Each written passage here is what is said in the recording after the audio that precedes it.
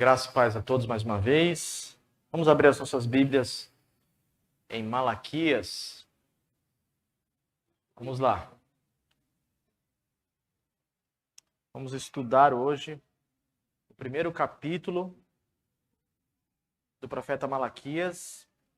Vamos ver dos versos 1 ao verso 5.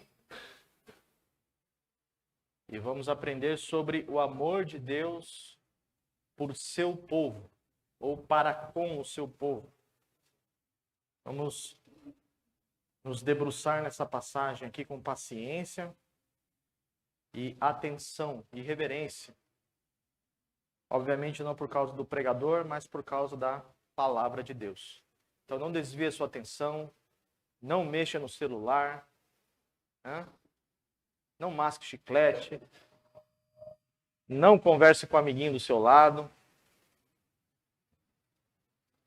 E vamos ler a palavra de Deus. Verso 1 diz assim: peso da palavra do Senhor contra Israel, por intermédio de Malaquias. Eu vos tenho amado, diz o Senhor, mas vós dizeis: em que nos tens amado? Ou em que nos amaste? Não era Esaú, irmão de Jacó? Disse o Senhor. Todavia amei a Jacó e odiei a Esaú. E fiz dos seus montes uma desolação, e dei sua herança aos chacais do deserto.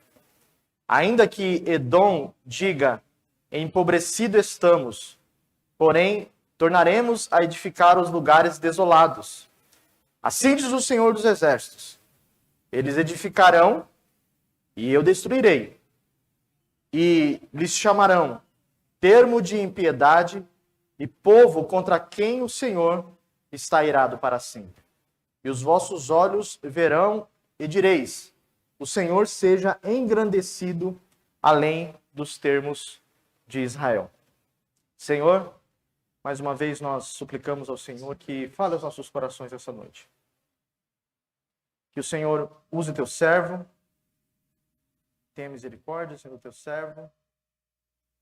E, como sempre tenho orado, Senhor, o Senhor nos ensine essa noite, o Senhor é o nosso mestre, é o nosso professor, que as nossas limitações, sejam elas de que natureza for, não nos impeçam, Senhor, de prestar atenção na tua palavra esta noite. É assim que nós oramos em nome de Jesus. Amém. E o microfone tá ruim. Quando o pastor prega, fica bom. O negócio é comigo, né? Vamos lá. Meus irmãos, deixe-me dar algumas informações introdutórias aqui para a gente compreender um pouquinho do profeta Malaquias.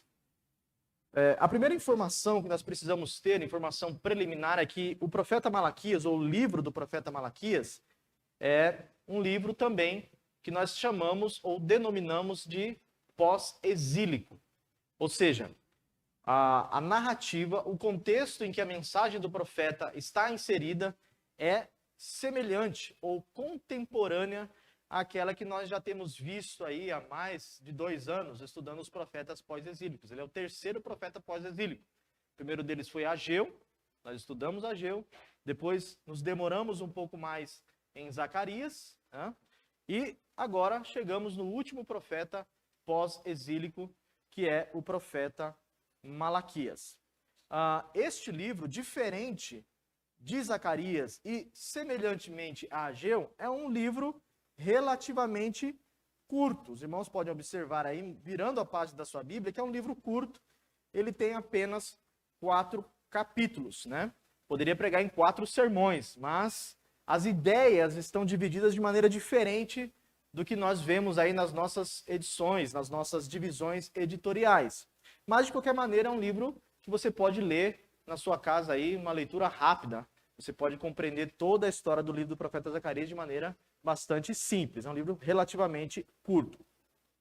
E o profeta Malaquias, ele escreve, como eu já disse aqui, para o povo que retornou do exílio e que está agora aqui desapontado com Deus pelo fato de que as mensagens que foram entregas até o presente momento para o povo de Israel ainda não terem sido cumpridas. Promessas especialmente ligadas à reconstrução do Templo de Jerusalém.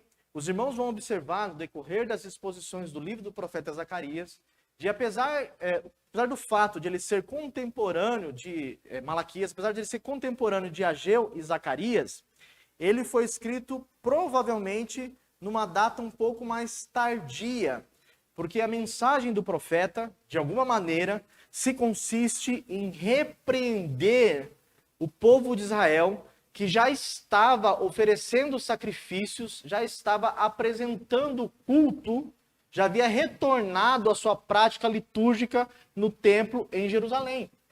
E aí Malaquias então se dirige, uma palavra um tanto quanto dura com o povo, pela maneira, a natureza, a qualidade deste culto que eles estavam oferecendo a Deus. Dessa maneira, a gente entende que ele está dentro do mesmo contexto, mas ele escreve um pouquinho depois, porque agora ele não lida necessariamente com a reconstrução, mas como o povo estava lidando agora com o culto já dentro do templo já reconstruído. O editor do livro, que a gente não sabe se foi realmente o profeta Malaquias, ele não dá uma data específica para o livro. A data a gente pode concluir baseado nessas informações que eu estou dando para os irmãos aqui, pelas evidências internas que nós extraímos do livro. Que ele é pós-exílico, a gente pode perceber, principalmente pela menção de um governador que ele faz aí no versículo 8. No versículo 8, ele cita aí no meio do versículo a respeito do sacrifício impuro que o povo judeu estava oferecendo. Deus, de maneira irônica, diz para eles assim: ofereçam para o governador de vocês. Não ofereçam para mim esse animal impuro. Quero ver vocês oferecerem para o governador de vocês. E essa expressão, essa palavra, governador, provavelmente estava se referindo ao rei vassalo Zorobabel, que nós estudamos no livro do profeta Zacarias. Os irmãos vão se lembrar, aparece também em Neemias, capítulo 5, 14. E é um termo, a palavra governador, só aparece na literatura pós-exílica. Você não vai encontrar essa palavra em nenhum outro texto do Antigo Testamento.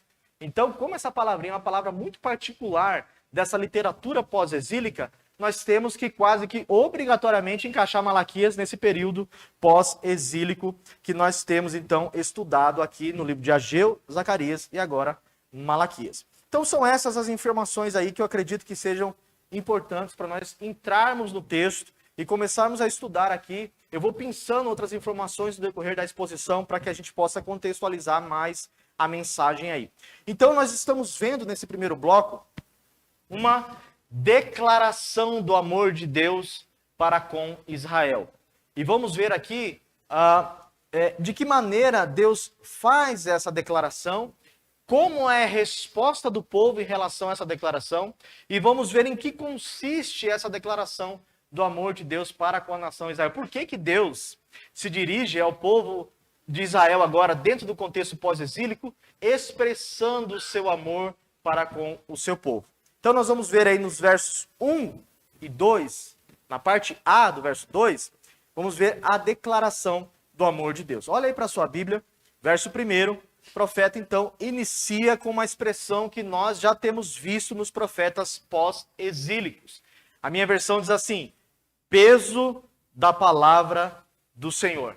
A tradução ARA, a versão de vocês, a versão mais comum usada pelos presbiterianos, né, traduz como sentença da palavra do Senhor. Mas a palavra no hebraico aqui pode ser melhor traduzida como peso. A palavra no hebraico pode ser melhor traduzida como peso, como carga, como fardo. A palavra sentença, acho que ela não dá muita luz ao que a palavra no hebraico de fato está querendo dizer.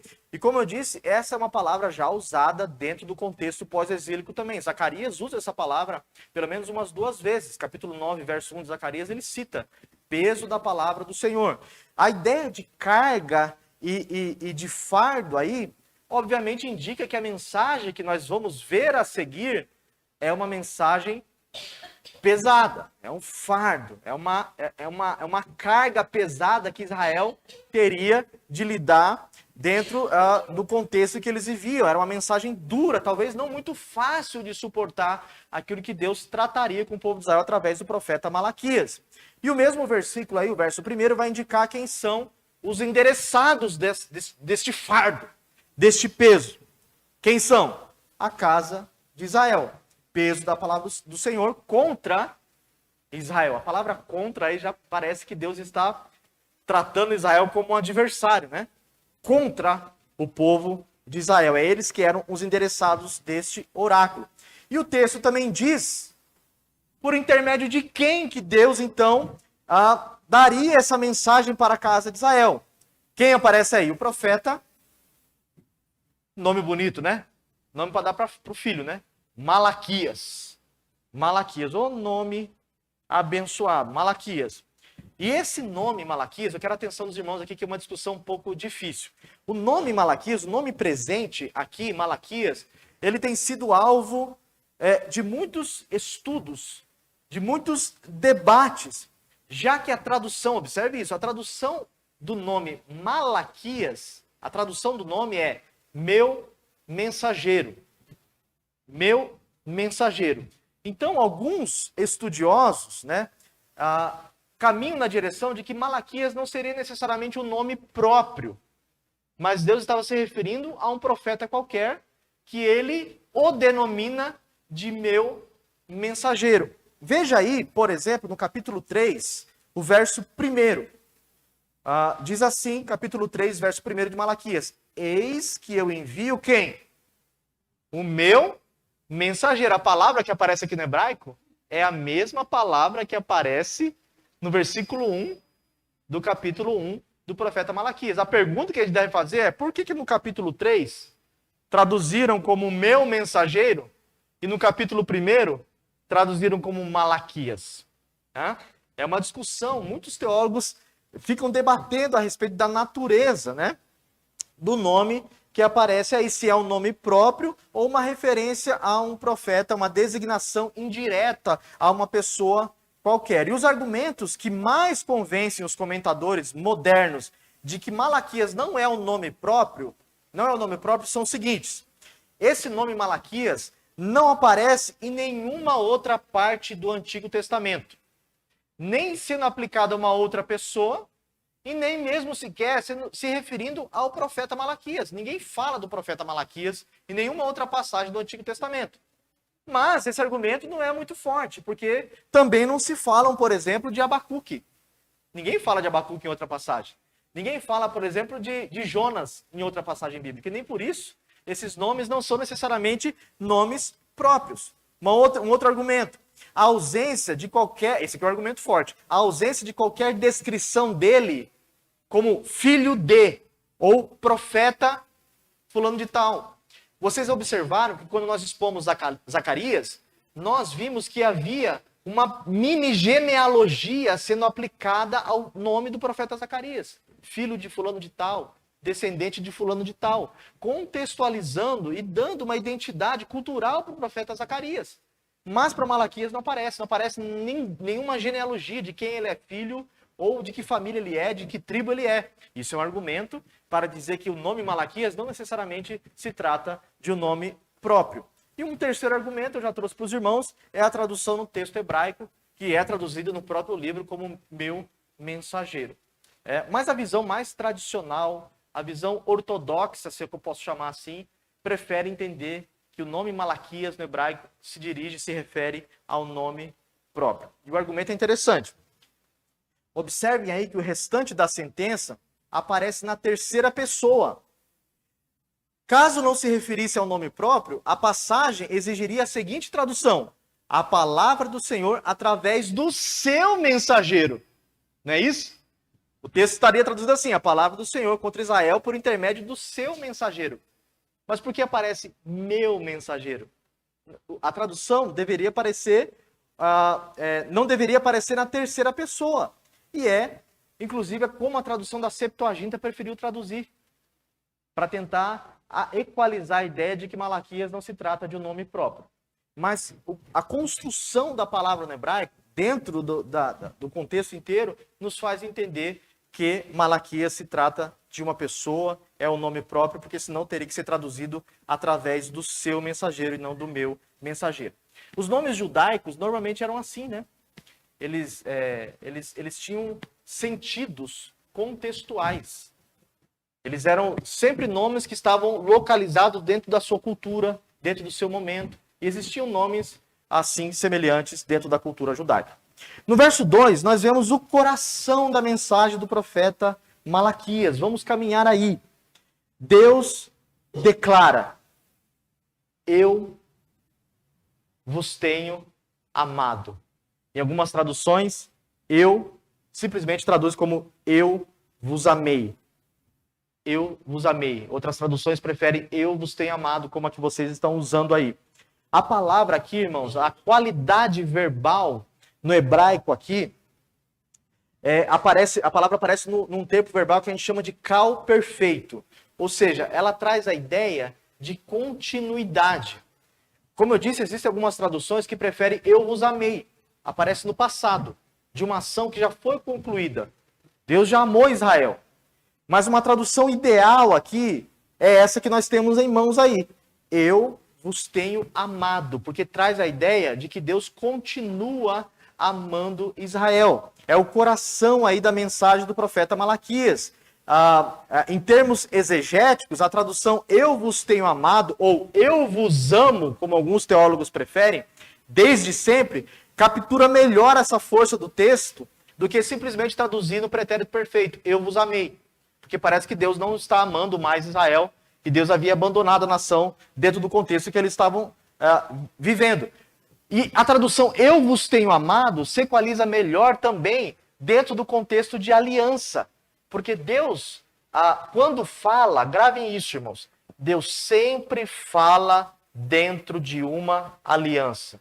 Todas as vezes que Deus se comunica dentro de uma relação pactual entre Ele e o seu povo por intermédio dos seus mediadores. Então, o amor de Deus não é algo que iniciou e acabou, porque Deus tem uma aliança com Israel. Então, esse amor deveria ser um amor contínuo, um amor continuado.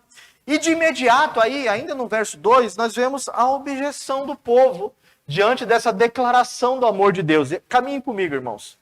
Deus diz, eu tenho amado vocês. E o povo, atrevido, nariz em pé, arrogante, olha para Deus e diz assim, em que o Senhor tem nos amado? Cadê o seu amor? Eu não estou vendo nada que revele aqui algo daquilo que o Senhor está dizendo.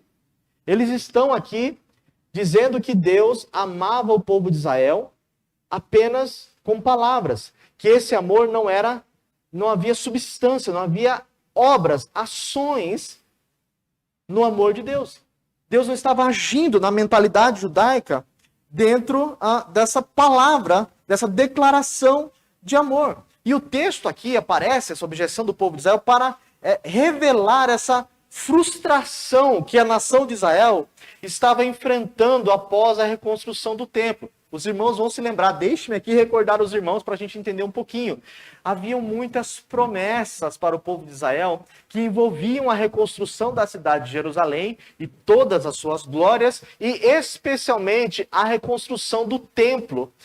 Eles estavam rememorando dia após dia a promessa de que após a reconstrução do templo, algo aconteceria. E o que Deus havia prometido? Nós vimos isso no profeta Zacarias. Deus havia prometido que o Messias viria. Deus havia prometido por Ageu, por exemplo, que a glória, os irmãos gostam desse texto, né? A glória da segunda casa seria maior do que a da primeira. E vejam, pasmem os irmãos, como foi a glória da primeira? Basta a gente lembrar um pouquinho que quando Salomão erigiu aquele templo suntuoso, né? Maravilhoso para Deus, a Shekinah invadiu a casa onde os sacerdotes estavam, e os sacerdotes nem sequer podiam parar em pé diante da kavod de Deus, da glória de Deus. O peso da glória de Deus invadiu a casa. Desceu fogo do céu para consumir o holocausto. Foi uma coisa maravilhosa. Então as promessas que estimulavam o povo na reconstrução da cidade, na reconstrução do templo, estavam queimando no coração dos judeus daquele contexto. E a casa estava construída. E cadê a glória? E nada de glória descer. e nada do Messias vir montado no jumentinho, e nada das promessas se cumprirem. Israel estava empobrecido. Israel estava ainda sob o governo dos persas. Estavam cercados de inimigos. As coisas não estavam nada fáceis para eles nesse contexto. Aí Deus chega no meio de toda essa narrativa, dessa confusão toda, dessa esperança que falhou, dessa esperança frustrada e diz: eu amo vocês, estou amando vocês e continuo amando vocês. Aí o povo de Israel fala: peraí, não, isso não é verdade. Como o Senhor pode nos amar? Está dando tudo errado. Cadê as promessas que o Senhor disse? Cadê a glória do templo? Cadê a promessa de que as nossas terras iam frutificar? De que iam cair chuva serôdia sobre nós? De que o Messias viria? Nada disso aconteceu. Então o povo estava completamente frustrado diante dessa declaração de amor. Irmãos, deixe-me contextualizar esse primeiro bloco aqui. Essa é uma realidade que diz respeito a todos nós aqui. Deus está dizendo para nós aqui essa noite: eu amo vocês. Eu não só amei vocês, eu continuo amando vocês. Vou mostrar texto para os irmãos aqui e vai fazer o seu coração saltar do peito. Deus está dizendo para você essa noite: eu te amo. E você pode estar pensando assim: peraí, como o Senhor pode dizer que me ama se eu estou doente? Como o Senhor pode dizer que me ama se eu mal consigo pagar as minhas contas de casa? Como o Senhor pode dizer que me ama se o meu casamento está de cabeça para baixo? Como o Senhor vem se declarar dessa maneira tão bonita, com palavras tão maravilhosas que me ama, se minha família não é crente, se meu filho não me obedece, se meu trabalho virou um inferno, se as coisas estão tão difíceis para mim? Onde está o seu amor? Onde está o seu amor? Não basta falar, Senhor. Não é isso que a gente fala para as pessoas? Não adianta dizer que ama. Amor se demonstra com atitudes. Quem quer aqui ter um marido que fala eu te amo, mas o marido é infiel? Quem quer uma esposa que fala eu te amo, mas ela é infiel? Ninguém quer. O amor não se resume em palavras. E era esse o argumento do povo de Israel em relação a Deus. E o meu objetivo como pregador esta noite aqui, diante desta verdade, é falar exatamente ao coração de quem está dizendo a si mesmo: Deus se esqueceu de mim. Porque se ele se lembrasse de mim de verdade, as coisas não estariam como estão hoje. Diante das lutas, frustrações, tentações, fracassos, lamentações, nós somos tendenciosos a achar que Deus não nos ama mais, ou de que Deus não está cumprindo a sua parte na aliança. E de fato, nós temos que ser honestos em assumir que isso se trata de pura ingratidão da nossa parte. Mas veja, toque no seu braço aí. Você é feito de carne e osso. E não só feito de carne e osso, como você ainda não está ou não é aquilo que você deveria ser. Não é isso que Paulo disse? Nós não somos aquilo que nós deveríamos ser. E nós somos, às vezes, bombardeados por essas coisas todas. E sim, nós às vezes dizemos para Deus: parece que o Senhor me esqueceu. O Senhor prometeu tantas coisas para mim, né? Eu me lembro quando eu comecei a pregar, nem sei porque eu estou falando isso, mas perdoem-me aqui, irmãos, né? Estou ficando velho, já estou falando coisa com coisa. Mas eu me lembro que comecei a pregar, eu terminei de pregar um dia, desci do púlpito, e o culto foi uma benção. Aí chegou uma irmã bem simplesinha, né? Nas igrejas pentecostais tem as famosas irmãs do coque, né? Aquelas que usam os coques na cabeça. E ela tinha 2 dentes na boca. Só tinha o zagueiro, né? O atacante, sei lá. O resto foi expulso do time. Só um para doer, outro para bigarrafa, igual diz alguém por aí, né? E ela disse assim: irmão, quando você pregou, eu vi lá uma frase, né? Me ame. Eu pensei comigo: irmã, a irmã eu acho que é um pouco velha, né? Mas ela: me ame. Eu falei: me ame? Eu vi uma faixa escrito me ame. falei, meu Deus, o que isso significa? Ela me ama, e não só isso, eu vi o irmão com uma maleta. Né? Uma maleta entrando no avião e essa faixa escrito me ame. Eu falei, irmã, é Miami. Ela estava dizendo que Deus estava mostrando para ela que eu ia pregar e viajar para Miami. Me ame. E aí, irmãos, novo na hora, eu falei, meu Deus, eu vou ser um grande pregador. Vou ser o Marco Feliciano, vou viajar para Miami. Vou ter uma malinha do fogo, né? Que é a famosa malinha do fogo, que o pregador chegava atrasado na igreja, chegava que o povo ficava até em pé. O pregador chegava com a malinha, eles vinham para o púlpito, fazer aquela oração, né? E abria a malinha, pegava as bíblias de estudo e pregava e o fogo caía na igreja. Você esse pregador. Irmãos, vim parar na igreja presbiteriana do Jaguara. Nunca fui para Miami. O máximo que eu fui foi pro Piauí, Buriti dos Lopes. E confesso para os irmãos que na minha trajetória como pregador, se é que eu posso me denominar assim, eu me frustrei muito com isso. Falei, Senhor, onde estão as promessas de que eu ia para Miami? Não só essas, e tantas outras, né? Cadê essas promessas? E a gente fica conjugando isso e fala, Senhor, que difícil, o Senhor não me ama mais. O Senhor, de fato, me abandonou. E Malaquias nos lembra, para nós aqui, e isso é importante, eu quero enfatizar isso nesse primeiro ponto, que nós somos alvos diretos do amor. Eu vou explicar isso melhor para os irmãos. Alvos diretos do amor de Deus. Jó diz que nós somos atingidos, Osés diz isso também, atingidos pelas flechas do amor de Deus. E a nossa alma, ela deve estar sorvendo o veneno do amor de Deus. Veneno aqui, obviamente, usado de maneira metafórica.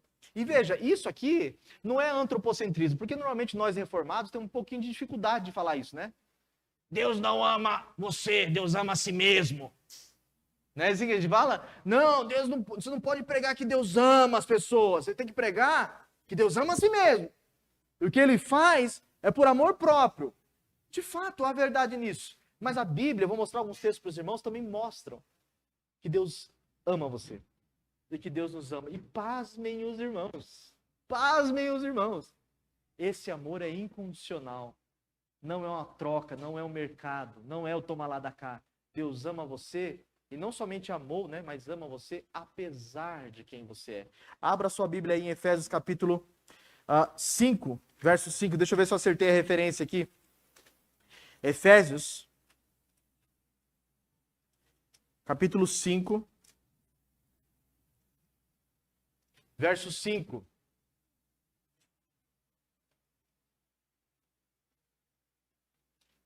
Não, perdão, irmãos. É capítulo 2, verso 5.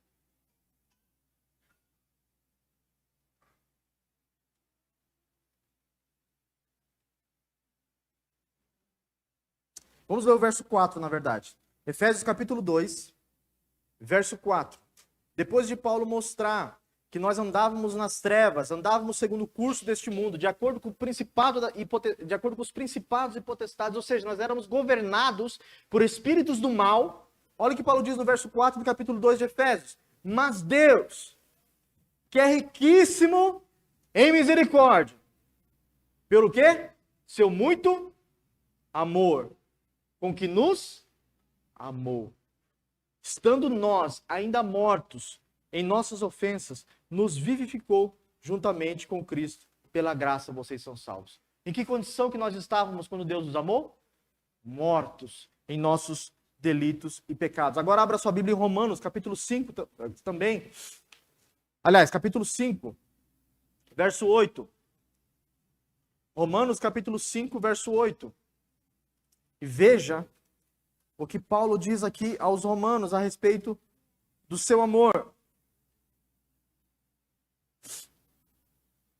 Romanos capítulo 5, verso 8 diz assim: mas Deus prova o seu amor para conosco, em que Cristo morreu por nós, sendo nós ainda pecadores. Ou seja, Deus nos amou na qualidade de pecadores, de inimigos, de odiosos. Se Deus, essa é uma premissa básica, se Deus te amou quando você ainda era governado por demônios, Se Deus te amou quando você andava de acordo com o curso deste mundo, cego, quando você era um cadáver, se Ele te amou nessa qualidade, que dirá agora que você reflete a imagem do seu Filho, Jesus Cristo? Eu tenho amado vocês, diz o Senhor. Agora veja o que diz lá João 3. Não precisa nem abrir a sua Bíblia, né? O que diz João 3,16? 1, 2, 3 e...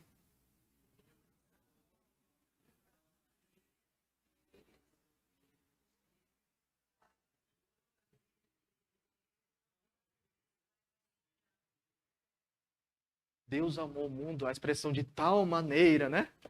É de uma maneira tão grande, como dizem alguns, que Deus entregou o seu próprio Filho. Agora, abra sua Bíblia em João capítulo 13. Talvez esse seja um dos textos mais bonitos da Bíblia, irmãos. Que merece um sermão em outra ocasião. Talvez aqui no culto da ressurreição ou no culto de Páscoa. João capítulo 13, verso 1. Olha que lindo o que está escrito nesta passagem. Jesus está prestes a ser morto. Isso aqui é sexta-feira. Ele está prestes a ser crucificado. Ele está prestes a celebrar, a comemorar a Páscoa judaica com os seus discípulos. E João declara no capítulo 13, verso 1. Ora, antes da festa da Páscoa, sabendo Jesus que era chegado a sua hora, ou seja, o momento em que ele seria crucificado, a hora de passar deste mundo para o Pai, como havia amado os seus, o que diz o texto? Amou-os. Não é de chorar isso aqui, irmãos? Ele amou os seus discípulos. E amou os seus discípulos até? Ele amou até o fim. É um amor que não acaba. É um amor que não tem fim. É um amor infindável. É um amor que não termina. E como é bom nós sermos lembrados dessa verdade tão simples, mas tão pesada, né? De que nós somos alvos do amor de Deus. O amor de Deus é a graça soberana que nos alcança quando nós não merecemos e nos segura quando nós estamos fracos. Então eu quero lembrar os irmãos nesse primeiro ponto, de que Deus ama a sua vida, Deus te ama na pessoa de Cristo. Não importa aqui, olhe para mim aqui, olhe para minha gravata. Não importa em que enrascada você se meteu. Não importa em que contexto você está. Né? Temos aí de maneira análoga os nossos pais, que nos amam. Você ama os seus filhos em qualquer circunstância. E Deus ama os seus filhos também. Ele ama você. Não importa em que buraco você caiu. O amor de Deus continua firme. Como diz um teólogo por aí, se Deus tivesse uma geladeira, a sua foto estaria lá. Se Deus tivesse uma carteira, ele teria a sua foto lá. E isso não é antropocentrismo, isso é Bíblia. Eu acabei de mostrar texto para os irmãos. Deus nos ama. Lembre-se, lembre o seu coração dessa verdade essa noite. De que Deus continua te amando. Em segundo lugar, no capítulo 2, irmãos, na parte B do verso 2 e também o versículo 3, nós vemos aí qual é a evidência do amor de Deus. O versículo 2, na parte B, nos mostra aí, então, a objeção do povo quando ouviu essa declaração.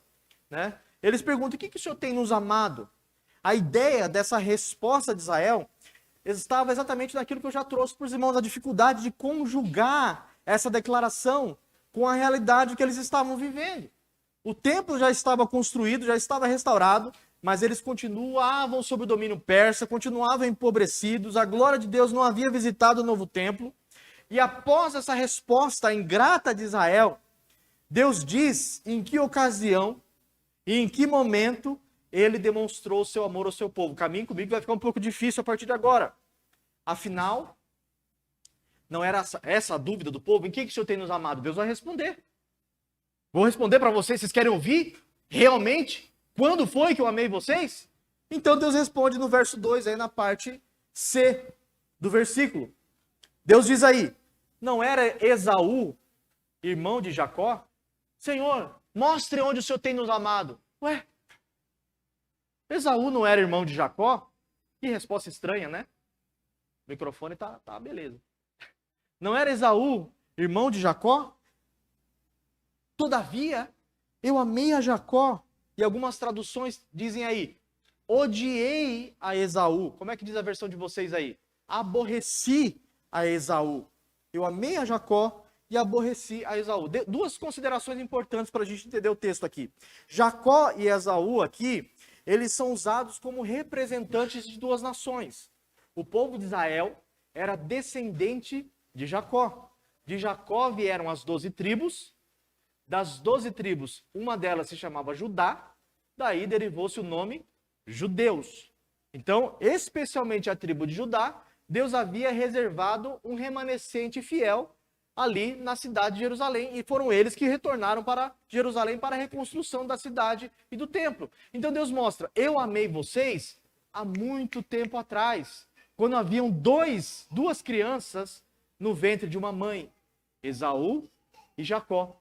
E lá, antes mesmo de eles nascerem, como diz Paulo em Romanos 9, Deus havia escolhido o menor. O menor ia sobrepor aquele que é o maior. Esaú era o primogênito. Ele era o herdeiro de todas as promessas do seu pai Isaque. Mas Deus preferiu preterir, ou como diz algumas traduções, odiar a Esaú e eleger aquele que não merecia absolutamente nada no que diz respeito à aliança. Os irmãos conhecem a história, o sermão não diz respeito a Jacó aqui, mas os irmãos sabem quem foi Jacó. Jacó, desde a sua, como eu posso dizer, desde a sua meninice, já demonstrava ser uma pessoa um tanto quanto estranha. Quando o seu irmão vai nascer, ele agarra o calcanhar do seu irmão. E dentro da mitologia judaica, as parteiras pensaram assim, esse menino está querendo roubar a primogenitura do outro. Imagine uma criança, um bebê, querendo, lá ia saber o que era primogenitura, mas nasceu agarrado ao calcanhar. Inclusive, curiosidade, Jacó significa aquele que agarra ao calcanhar. Jacó não significa enganador, como diz alguns, né? Ou suplantador, significa aquele que agarra ao calcanhar. Exatamente porque ele nasceu agarrado no calcanhar do irmão. E interpretaram que ele queria ser o primogênito. Mas não obstante a isso, depois, de fato, ouvindo a sua mãe, ele engana o seu pai, para que o pai dê a bênção para ele. Também ele engana o seu próprio irmão. O irmão volta um dia cansado da caça, com fome. E Jacó era um cozinheiro, igual o pastor, de primeira mão. E ele fez um guisado vermelho, gostoso. Esaú chegou com fome da caça e falou, meu irmão, me dá um pouquinho disso aí, eu estou morrendo de fome. Esaú falou, eu dou. Jacó disse, eu dou. Mas você me dá a sua primogenitura. E ele, morrendo de fome, tá bom, pode pegar as bênçãos da primogenitura, e trocou a primogenitura por um guisado vermelho. E, inclusive, diga-se de passagem, os descendentes, grave isso, os descendentes de Esaú são chamados de Edom. Aparece aqui no verso 4, ainda que Edom diga. Os descendentes de Esaú são chamados edomitas, Edom. E a palavrinha Edom, no hebraico, é a mesma palavra para Adão. Edom é a mesma palavrinha no hebraico para Adão. Por quê? Porque Adão foi formado da terra. E nós já expliquei isso para os irmãos aqui, que a palavra que foi dada, o nome que foi dado para Adão, significava vermelho, porque Adão era formado do barro, avermelhado. E os descendentes de Esaú passaram a ser chamados de Edom, porque ele trocou a sua primogenitura por um guisado vermelho. Os irmãos lembram disso? O guisado que Jacó fez para roubar a primogenitura do seu irmão era o guisado vermelho. Por isso, diz lá Gênesis, ele passou a ser chamado de Edom, porque trocou a sua primogenitura por um guisado vermelho. Olha que coisa curiosa e interessante. E aí, então, Deus demonstra esse amor por Israel falando a respeito exatamente disso. Esaú era o herdeiro de toda a primogenitura. Inclusive, irmãos, eu já vi um irmão uma vez defender Esaú. Ou melhor, defender Jacó. Falou, Jacó não era essa pessoa tão ruim como vocês falam. Ele só era esperto. O irmão dele estava com fome. Ele fez um negócio ali, ele foi esperto, ele não pecou. Eu falei, irmão, isso é o que você acha. Mas Deus, eu acho que já acha diferente. Por causa do texto. Em que o Senhor tem nos amado? Ora, eu não escolhi Jacó em detrimento de Esaú. Aqui já demonstra que Jacó não merecia o amor de Deus. Mas que Esaú, de fato, era o merecedor. Não só por ser o primogênito, mas porque era um homem moralmente melhor do que Jacó. Jacó mentiu várias vezes durante a sua trajetória. Era uma vida confusa. Os irmãos lembram do relacionamento dele com o sogro Labão, todo enrolado. Mas engraçado, irmãos, Deus sempre abençoava Jacó. Por quê? Eu amei a Jacó e aborreci Esaú. Irmãos, quando Deus ama alguém, né, não é isso que nós lemos aqui? Quem nos separará do amor de Deus que está em Cristo Jesus? É a vida? É a morte? É o passado? É o presente? É o porvir? São as enfermidades? São as lutas?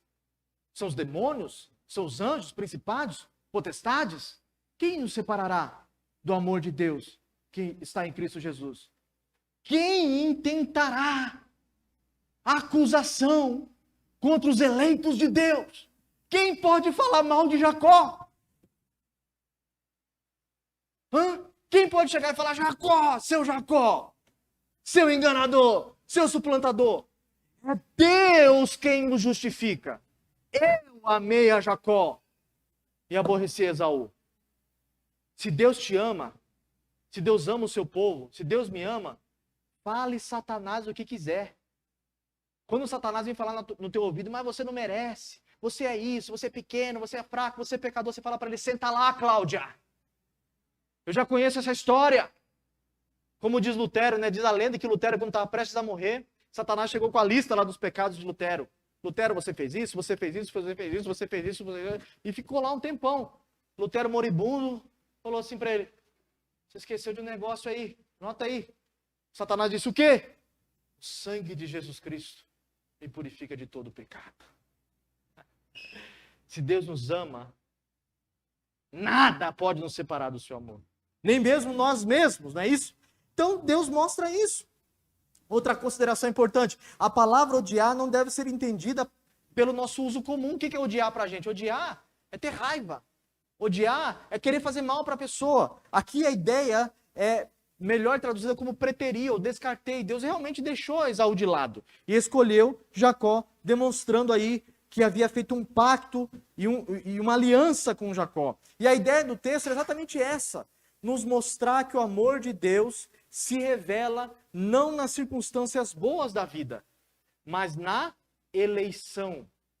Deus, quando diz para nós, irmãos, apesar das dificuldades, das tribulações, das perseguições, que nos ama, nós devemos lembrar da eleição. O fato de nós termos sido escolhidos por Deus, apesar de não merecermos. Logo eu,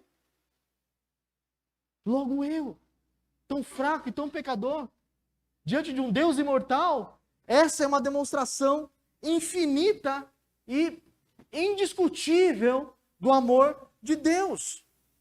O verso 4 vai concluir dizendo que Deus varreu a nação de Esaú, ou os edomitas da terra. Esse povo seria varrido da terra, enquanto Israel ainda passaria a existir como nação, como havia profetizado o profeta Jeremias. O verso 4 diz aí que os edomitas tentariam se reerguer, não é isso que diz o texto?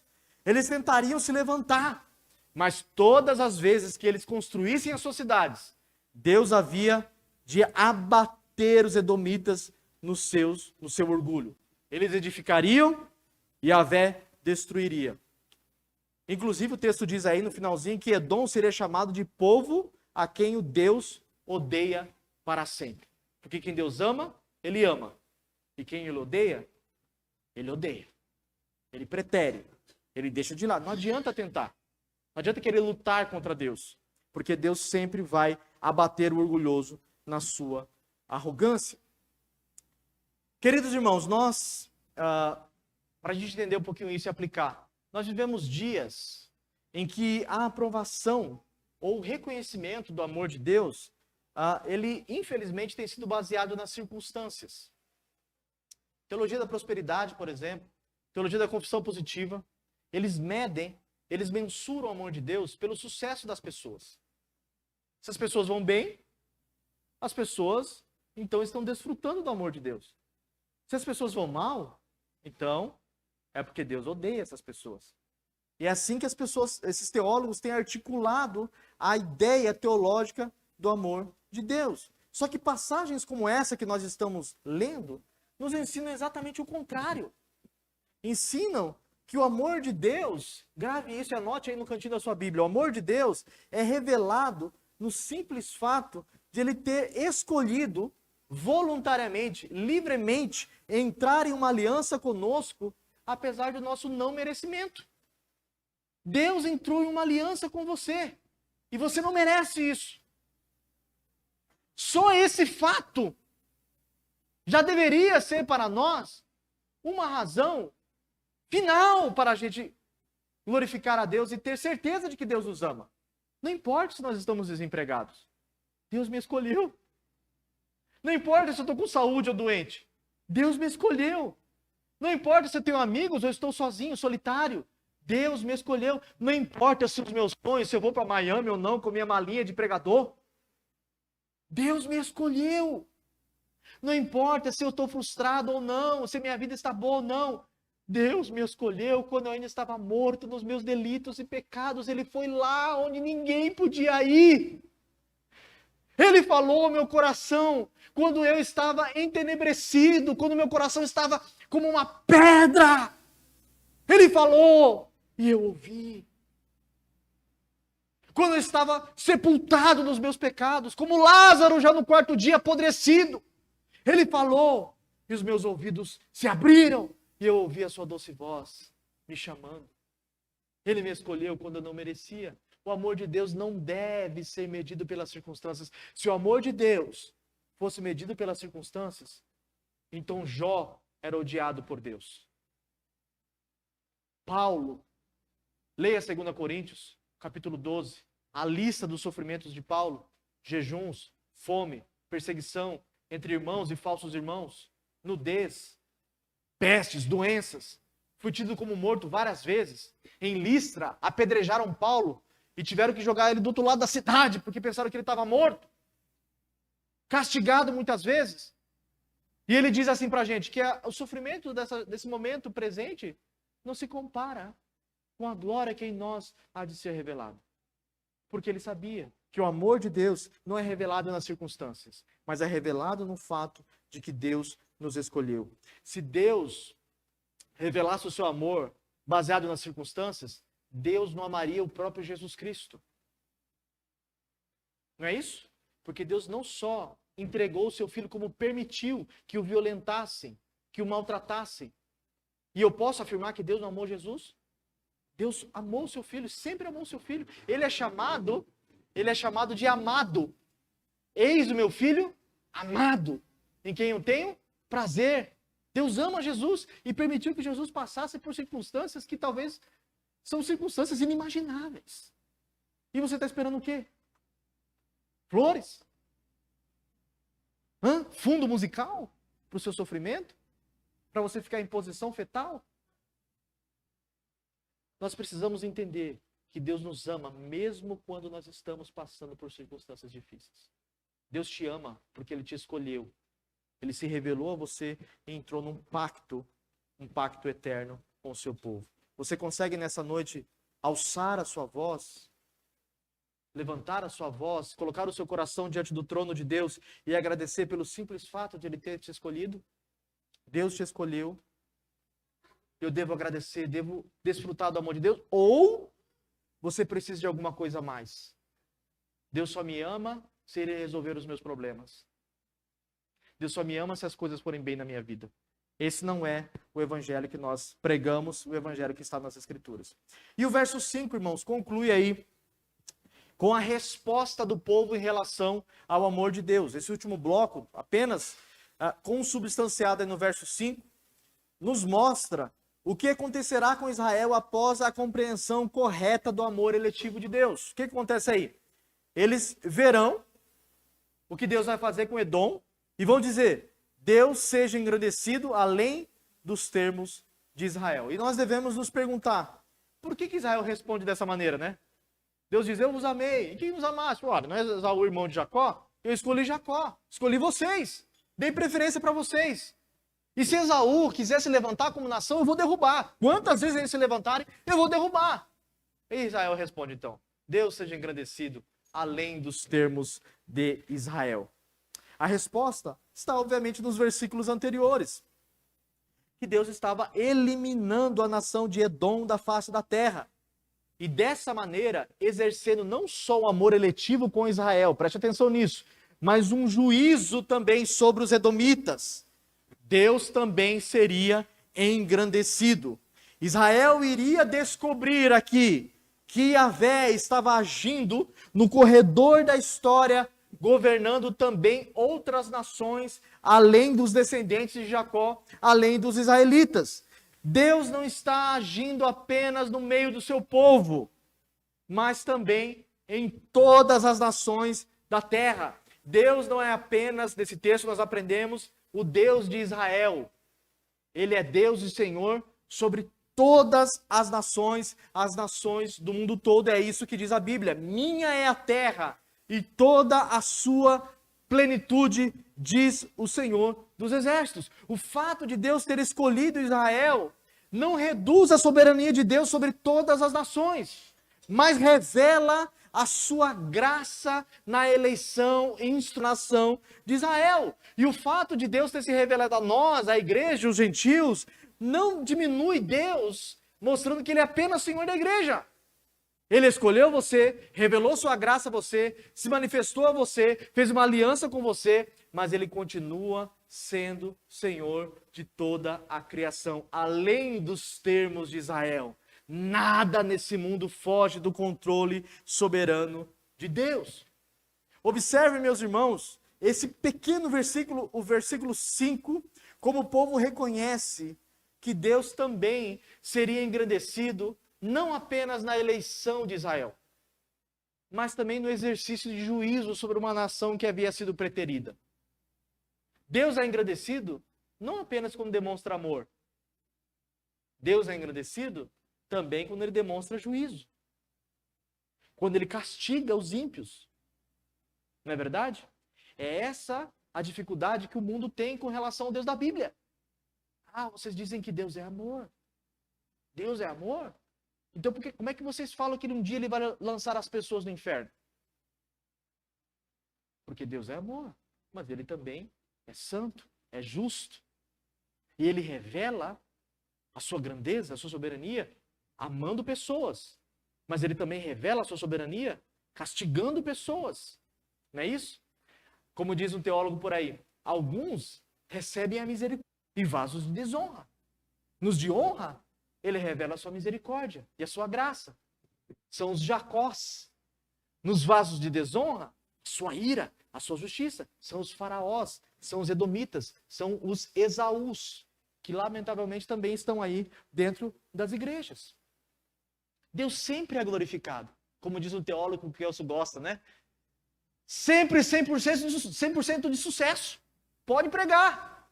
Ah, mas as pessoas não creem. Se elas não creem, 100% de sucesso no seu sermão. Por quê? Porque Deus está exercendo juízo. O evangelho é uma mensagem de salvação, mas também é uma mensagem de condenação, de juízo. Deus elege, mas Deus também reprova. Deus escolhe, mas Deus também odeia. Deus chama pessoas para um pacto, mas Deus também pretere pessoas. Ele também escolhe pessoas. O livro de Provérbios, assim, Salomão diz que todas as coisas foram feitas para um propósito. E o ímpio foi feito para o dia do mal. Pedro diz isso, que certas pessoas maldosas se infiltram na igreja, tentam seduzir a igreja com falsos ensinamentos, são os famosos falsos mestres, e essas pessoas, Deus exercerá juízo sobre elas, porque para isso elas existem. Elas foram criadas. Ah, mas eu não gosto disso. O problema é seu. Eu não gosto desse Deus, Bruno. Eu lamento. Sinto muito. Mas o Deus da Bíblia, Ele é engrandecido em Jacó. Mas Ele também é engrandecido ao pisar e varrer Esaú da terra. Esse é o meu Deus. Esse é o seu Deus. Ele é engrandecido em escolher você. Mas Ele também é engrandecido em reprovar pessoas. Augusto Nicodemos, um teólogo conhecido, ele diz o seguinte: aquele que compreende a doutrina da soberania absoluta de Deus, mesmo que essa pessoa seja lançada no inferno, ela dirá: eu estou aqui no inferno, única e exclusivamente por causa das minhas ações. Eu estou aqui porque eu mereço estar aqui. Porque ninguém recebe de Deus aquilo que não merece. Deus é glorificado além dos termos de Israel. Além disso aqui, Deus está sendo glorificado também, reprovando pessoas aí fora. Essa é uma das grandes diferenças da teologia reformada para essa água salobre da teologia moderna. Nós pregamos que Deus é absoluto sobre tudo, manifestando a sua justiça e a sua misericórdia. Quem poderá alegar que Deus é injusto? Não é isso? É isso que Paulo diz em Romanos 9. E eu concluo aqui perguntando para você, meus irmãos, para vocês, você consegue ver a glória de Deus quando Ele te castiga? Você consegue ver o amor de Deus quando Ele te castiga? O autor dos Hebreus diz isso, que Deus castiga, exorta, disciplina, né? A ideia ali é bater com a varinha mesmo. Ele está usando Provérbios como pano de fundo do seu texto, Hebreus capítulo 12. Ele faz isso com aquele a quem Ele ama. Ah, mas dói demais. Mas o amor dói, né? O amor fere, né? Amor fere. Amor que não fere não é amor. Irmãos, amor que não fere não é amor, é bajulação. É chat GPT. É o amor do chat GPT. Você é maravilhoso. O amor verdadeiro fere. Dói. Nós precisamos aprender que quando Deus nos bate, nos castiga, Ele está nos amando. Você consegue ver o amor de Deus, ou a glória de Deus, aí, a justiça de Deus sendo revelada, por exemplo, quando Ele envia catástrofes naturais? Você conseguiu ver Deus manifestando a sua glória no Covid, por exemplo? 19? Você viu Deus agindo? Você vê Deus agindo também nessas guerras todas? Controlando as nações, preparando o mundo para o advento do Messias. Você vê Deus trabalhando? Você vê Deus agindo nas pestes, nas doenças? Eu vejo Deus agindo no mundo. Porque o mal não está solto por aí. O mal está sob o governo desse Deus, na eleição de um povo, de um remanescente, mas no castigo dos ímpios. Deus entrega essas pessoas para que elas causem mal e criem maldades, muito mais do que elas têm sido feitas, como aconteceu com os amorreus. E Deus disse isso para Abraão: a medida deles ainda não chegou onde eu quero. Deus está fazendo isso no mundo. Nós precisamos aprender que quando Deus envia o mal, Ele também está agindo na sua boa criação. Irmãos, nós aprendemos aqui essa noite que Deus nos ama. Ele nos ama na sua eleição graciosa. Ele nos ama mantendo a sua fidelidade pactual. Apesar de ser Senhor do mundo inteiro, Ele mantém a sua fidelidade a seres tão pequenos como nós. E também nós vimos que Deus nos ama, nos dando a graça de reconhecer o seu governo soberano além dos termos de Israel. Além do que Deus está fazendo aqui. Grave isso no seu coração. Eu tenho amado você. Nunca duvide do amor de Deus. Apesar das lutas e das circunstâncias. Que Deus nos abençoe e que essa palavra fique em nossos corações. Amém.